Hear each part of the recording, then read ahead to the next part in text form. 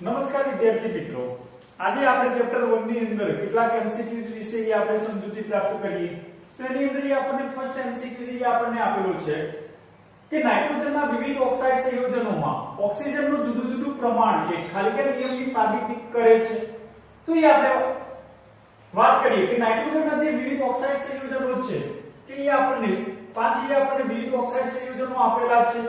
NO, N2O, N2O3, N2O4 અને N2O5 એ આપણને પાંચ જુદા જુદા નાઇટ્રોજનના એ આપણને ઓક્સાઇડ સંયોજનો આપેલા છે. એમાં એ આપણે નાઇટ્રોજનનો એ આપણે માસની અંદર એ આપણે વાત કરીએ તો એ આપણે NO ની અંદર 14 થશે, અહીંયા 28 ગ્રામ થશે, અહીંયા પણ 28 ગ્રામ થશે, અહીંયા પણ 28 ગ્રામ થશે ને અહીંયા 28 ગ્રામ થશે. ઓક્સિજનના એ આપણે માસની અંદર એ આપણે વાત કરીએ તો 16 અહીંયા 48 થશે, 16 into 4 64 થશે, 16 into 5 80 થશે. તેમાં નાઇટ્રોજનનું જે માસ છે આપણે નિશ્ચિત રાખીને એની કમ્પેરમાં એ આપણે ઓક્સિજનનું જે માસ છે જેને આપણે સાદા પૂર્ણાંક સંખ્યાની અંદર એ આપણે લખી શકીએ છીએ 8 16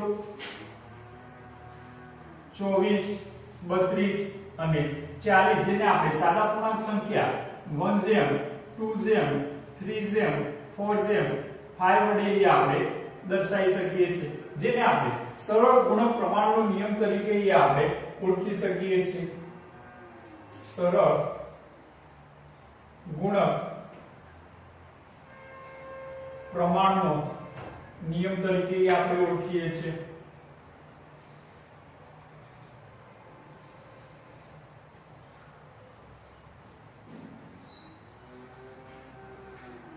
તો એ આપણને નાઇટ્રોજનના વિવિધ ઓક્સાઇડ સંયોજનોમાં ઓક્સિજનનું જે જુદું જુદું પ્રમાણ છે કે જે સરળ ગુણક પ્રમાણના નિયમને સાબિત કરે છે. સેકન્ડલી આપણે એમસીક્યુ ની અંદર આપણે વાત કરીએ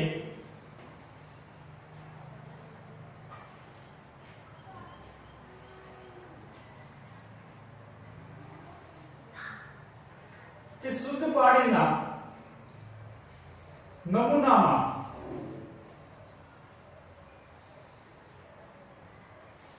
વજનથી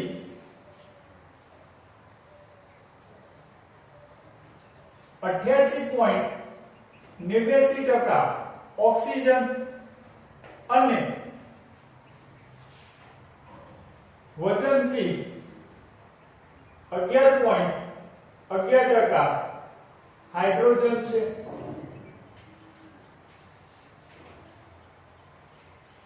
તો આ ખાલી જગ્યા નિયમની સમજૂતી આપે છે.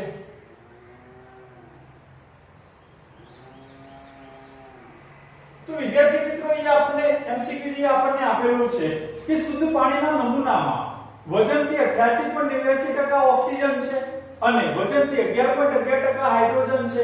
તો આ ખાલી જગ્યા નિયમની સમજૂતી એ આપણને આપે છે. તો એ આપણે વાત કરીએ કે 18 ગ્રામ પાણીમાં 16 ગ્રામ ઓક્સિજન છે. તો 100 ગ્રામ પાણીની અંદર કેટલા ગ્રામ હશે? તો એ આપણે લખી શકીએ 100 into 16 divided by 18. તો એ આપણને આન્સર મળશે 18.89%. તે જ રીતે આપણે લખી શકીએ કે 18 ગ્રામ પાણીમાં 2 ગ્રામ હાઇડ્રોજન છે. તો 100 ગ્રામ પાણીમાં કેટલા ગ્રામ થશે? તો therefore 100 into 2 divided by 18. તો એ આપણે આન્સર કલેક્ટ કરી શકીએ છીએ 11.11%. તો એ આપણે હાઇડ્રોજન અને ઓક્સિજન દરેકના ટકા પ્રમાણે આપણને નિશ્ચિત આપેલા છે, જે આપણને નિશ્ચિત પ્રમાણનો નિયમ રજૂ કરે છે. જે નિશ્ચિત પ્રમાણના નિયમની સમજૂતી આપણને આપેલી છે. નેક્સ્ટ આપણે વાત કરીએ થર્ડ એમસીક્યુઝ ની અંદર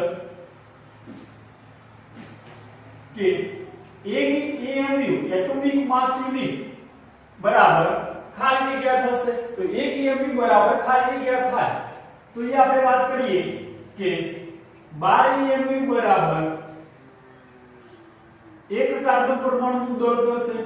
12 AMU બરાબર એક કાર્બન પરમાણુનું દળ માટે 1 AMU બરાબર 1/10 કાર્બન પરમાણુનું દળ થાય. 1/12 કાર્બન પરમાણુનું દળ થશે. એટલે કે એની આપણે આ રીતે દર્શાવી શકીએ 1/10 C12 કાર્બન જે સમસ્થાનિક છે. તો એ આપણને આન્સર એ આપણને મળે છે કે 1 AMU બરાબર 1/12 C12 થશે. નેક્સ્ટ આપણે વાત કરીએ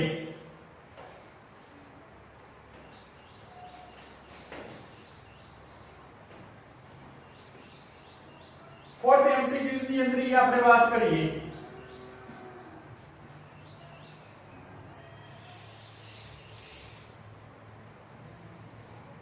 CCl4 ની ઘનતા STPA ગ્રામ પ્રતિ લીટરમાં કેટલી થાય?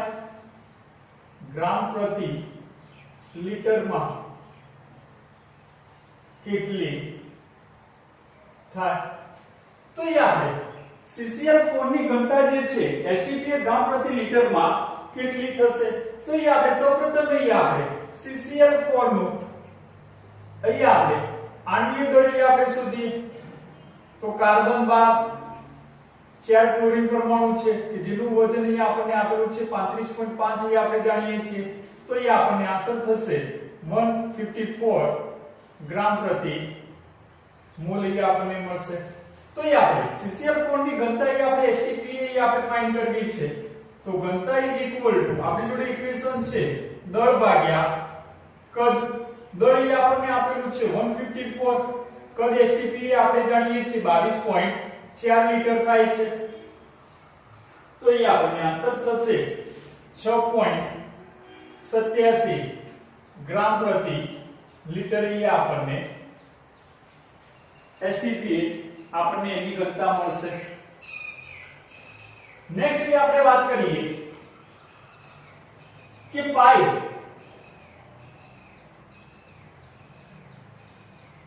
માં અસૂચક અંકની સંખ્યા પાઈમાં અસૂચક અંકની સંખ્યા ખાલી જગ્યા હોય છે. તો વિદ્યાર્થી મિત્રો યાદ રાખવું છે અહીંયા કે પાઈ જે છે કે પાઈની અંદર અસૂચક અંકની સંખ્યા જે છે ઇન્ફિનાઇટ હોય છે એટલે કે અનંત હોય છે.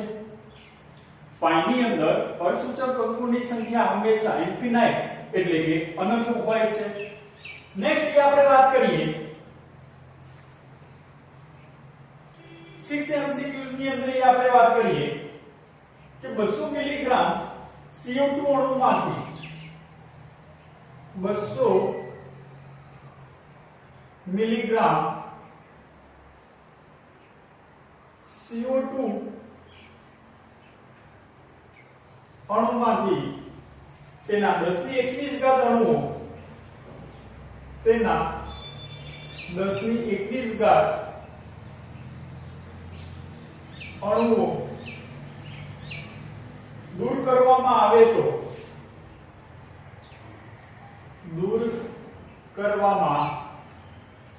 આવે તો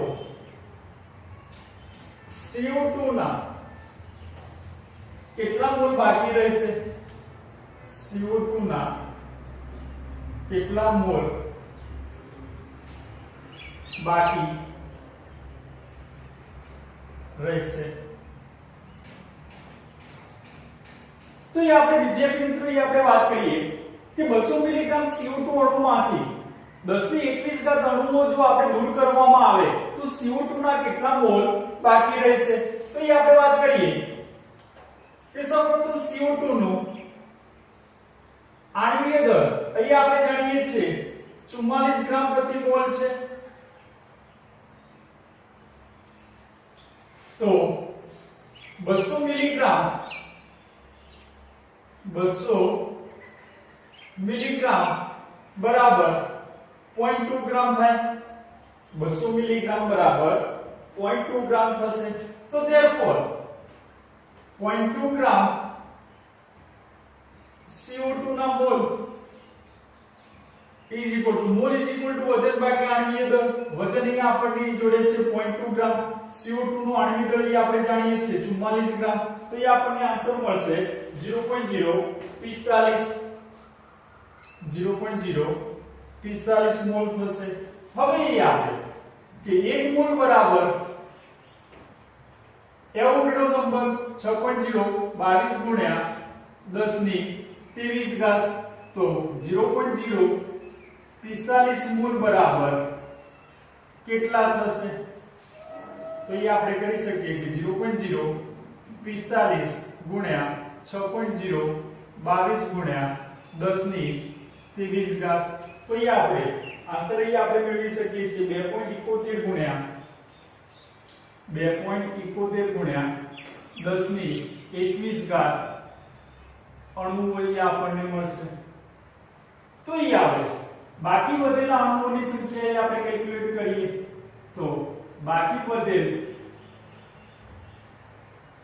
અણુઓ is equal to 2.71 ગુણ્યા 10 ની 21 ઘાત માઈનસ 10 ની 21 ઘાત એ આપણે અણુઓ દૂર કરીએ છીએ। તો therefore અહીંયા આપણે લાસ્ટ અહીંયા હું આન્સર લખું છું 1.71 into 10 21 આપણને મળશે। તો અહીંયા આપણે CO2 ના મોલ ની આપણે વાત કરીએ તો CO2 ના mall is equal to 1.71 into 1021 divided by Avogadro number 6.022 ગુણ્યા 10 ની 23 ઘાત। તો therefore અહીંયા આપણને આન્સર મળે છે 2.84 ગુણ્યા 10 ની માઈનસ 3 ઘાત અહીંયા આપણને આન્સર મળશે। તો એ આપણે 200 મિલીગ્રામ CO2 અણુમાંથી 10 ની 21 ઘાત અણુઓ દૂર કરવામાં આવે તો CO2 ના મોલ અહીંયા આપણને 2.84 ગુણ્યા 10 ની માઈનસ 3 ઘાત બાકી રહેશે। નેક્સ્ટ અહીંયા આપણે MCQ ની અંદર આપણે વાત કરીએ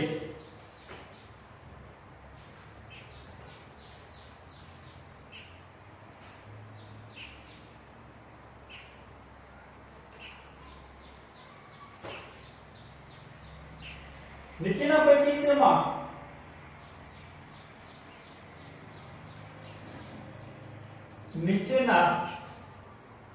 પૈકી શેમાં અણુઓની સંખ્યા મહત્તમ હશે?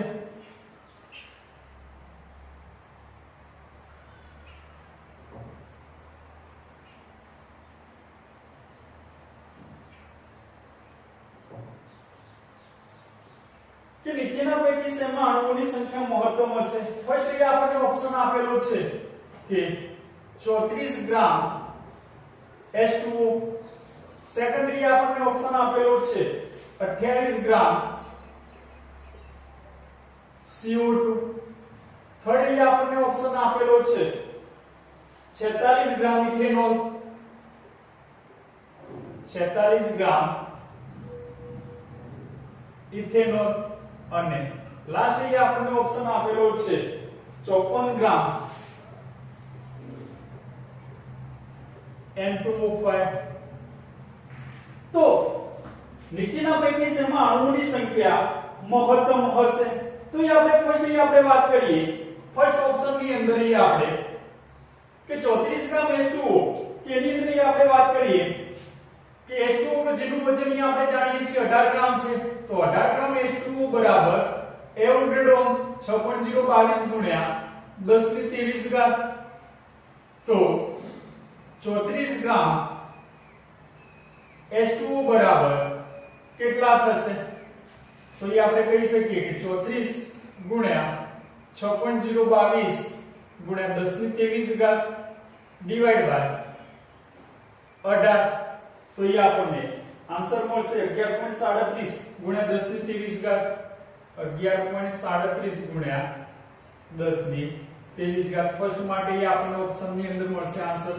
સેકન્ડ ઓપ્શન ની અંદર આપણે વાત કરીએ કે 28 ગ્રામ CO2 છે, તો એની અંદર આપણે લખી શકીએ કે 44 ગ્રામ CO2 બરાબર એવોગાડ્રો 6.022 ગુણ્યા 10 ની 23 ઘાત. તો therefore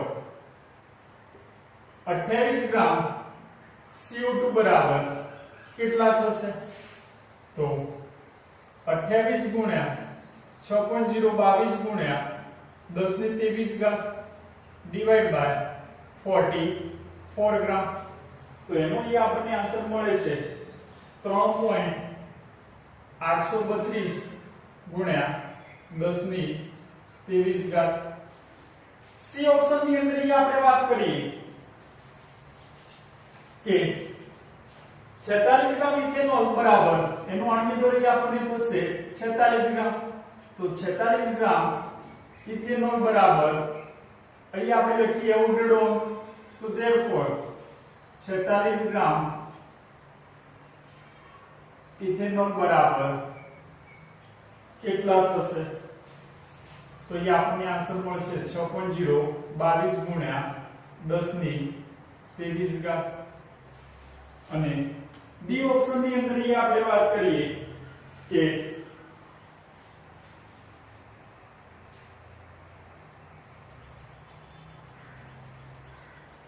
N2O5 કે જેનું વજન અહીં આપણી જોડે છે 108 ગ્રામ, તો એ આપણે ડાયરેક્ટલી હું લખું છું 54 ગુણ્યા 6.022 ગુણ્યા 10 ની 23 ઘાત ડિવાઈડ બાય 108. તો એનો એ આપણને આન્સર મળશે 3.011 into 1023. તો વિદ્યાર્થી મિત્રો એ આપણે અણુઓની સંખ્યા એ આપણે ફાઇન્ડ કરી છે. ઓપ્શન ની અંદર એ આપણને 11.37 મળે છે, બી ઓપ્શન ની અંદર 3.82 મળે છે, સી ની અંદર 6.022 મળે છે અને ડી ઓપ્શન ની અંદર 3.011 મળે છે. તો ઓપ્શન નંબર જે એ છે કે 34 ગ્રામ H2O કે જેની અંદર અણુઓની સંખ્યા સૌથી વધુ મહત્તમ એ આપણને જોવા મળે છે. નેક્સ્ટ આપણે વાત કરીએ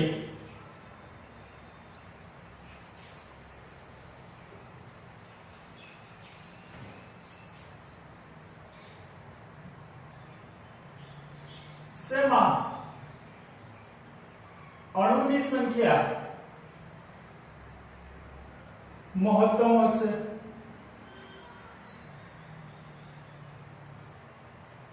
ફર્સ્ટ એ આપણને ઓપ્શન આપેલો છે 7 ગ્રામ નાઇટ્રોજન,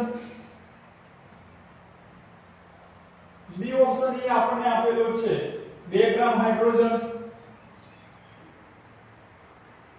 સી ઓપ્શન એ આપણને આપેલો છે 16 ગ્રામ NO2 અને ડી ઓપ્શન એ આપણને આપેલો છે 16 ગ્રામ ઓક્સિજન. તો શેની અંદર અણુની સંખ્યા અહીંયા આપણને વધુ જોવા મળશે? તો એ ઓપ્શન ની અંદર આપણે વાત કરીએ કે 7 ગ્રામ N2 બરાબર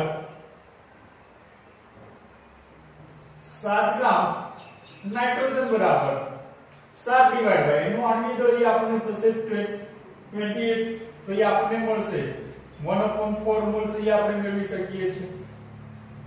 સેકન્ડ માટે આપણે વાત કરીએ કે 2 ગ્રામ હાઇડ્રોજન બરાબર 2 ડિવાઇડ બાય 2, તો એ આપણે 1 મોલ એ આપણે મેળવી શકીએ છીએ. થર્ડ માટે વાત કરીએ 16 ગ્રામ NO2 બરાબર 16 ડિવાઇડ બાય 46, તો આપણે આન્સર એ આપણે મેળવી શકીએ છીએ 0.37 મોલ. અને ડી ઓપ્શન ની અંદર વાત કરીએ કે 16 ગ્રામ ઓક્સિજન, તો 16 ડિવાઇડ બાય 32.5 એટલે કે 1/2 મોલ એ આપણે મેળવી શકીએ છીએ. તો સૌથી વધુ અણુની સંખ્યા જે મહત્તમ છે એ બી ઓપ્શન ની અંદર એ આપણને જોવા મળે છે 1 મોલ જે આપણને મળે છે. નેક્સ્ટ એ આપણે એમસીક્યુઝ ની અંદર આપણે વાત કરીએ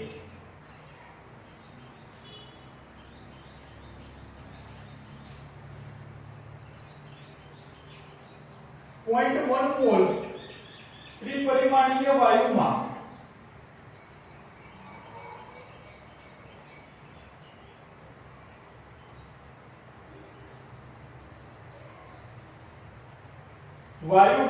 પરમાણુની સંખ્યા ખાલી જગ્યા હશે પરમાણુની સંખ્યા ખાલી જગ્યા હશે તો વિદ્યાર્થી મિત્રો એ આપણને આપેલો છે કે ત્રિપરિમાણીય વાયુ છે તો ત્રિપરિમાણીય વાયુમાં એક અણુમાં 3 પરમાણુ હોય કે ત્રિપરિમાણીય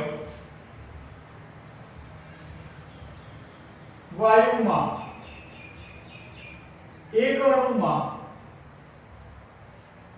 3 પરમાણુઓ હશે એક અણુમાં 3 પરમાણુ હોય તો એ આપણે લખી શકીએ કે 3 પરમાણુ હોય એટલે કે 3 ગુણ્યા એવોગાડ્રો લખી શકીએ 6.022 ગુણ્યા 10 ની 23 ઘાત અણુ પરમાણુ હશે મોલ પરમાણુ હોય તો એ આપણે આપેલું છે કે 0.1 મોલ એ કેટલા હશે તો 0.1 મોલ બરાબર કેટલા થાય તો therefore 0.1 ગુણ્યા 3 ગુણ્યા 6.022 into 10⁻23 તો એ આપણને આન્સર એ આપણે કલેક્ટ કરી શકીએ છીએ 1.806 into 10⁻23 પરમાણુઓ હશે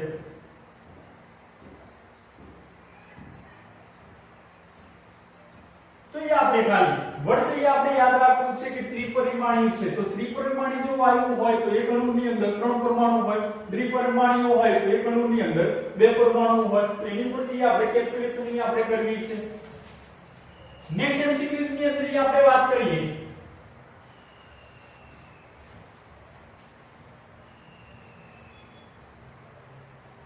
કે 1 કિલોગ્રામ ઇલેક્ટ્રોનની 1 કિલોગ્રામ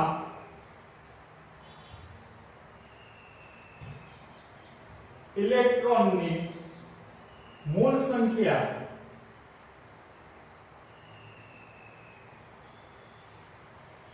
ખાલી જગ્યા થાય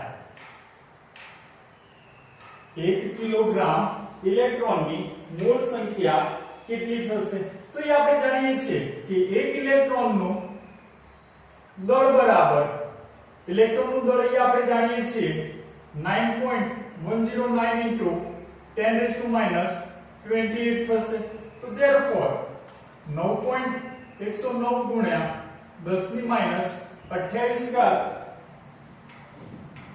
ગ્રામ બરાબર 1 ઇલેક્ટ્રોન અહીં આપણે લખી શકીએ તો 1 કિલો બરાબર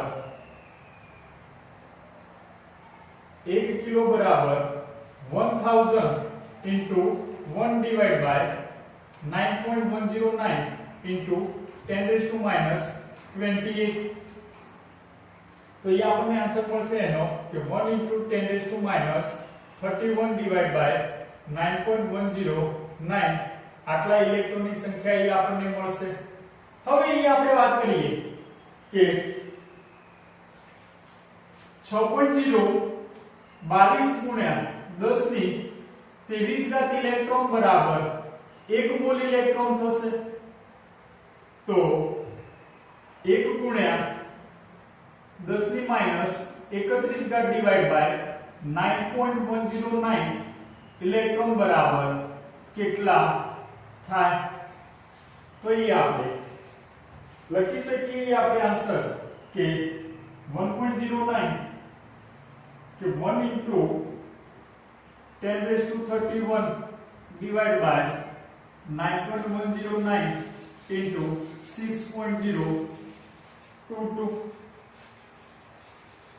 into 10⁻23 તો therefore એ આપણે લખી શકીએ કે 10 ની 8 ઘાત divided by 9.109 into 6.022 ઘાત તો એ આપણે ઓપ્શન પ્રમાણે એ આપણે 1 કિલોગ્રામ ઇલેક્ટ્રોનની મોલ સંખ્યા આપણે ફાઇન્ડ કરી શકીએ છીએ 10 ની આગળ ડિવાઇડ બાય 9.109 into 6.022 તો વિદ્યાર્થી મિત્રો એ આપણે દસેક એમસીક્યુઝ વિશે આપણે ચર્ચા કરી છે વધુ એ આપણે એમસીક્યુ નેક્સ્ટ લેક્ચર ની અંદર એ આપણે ચર્ચા કરીશું થેન્ક યુ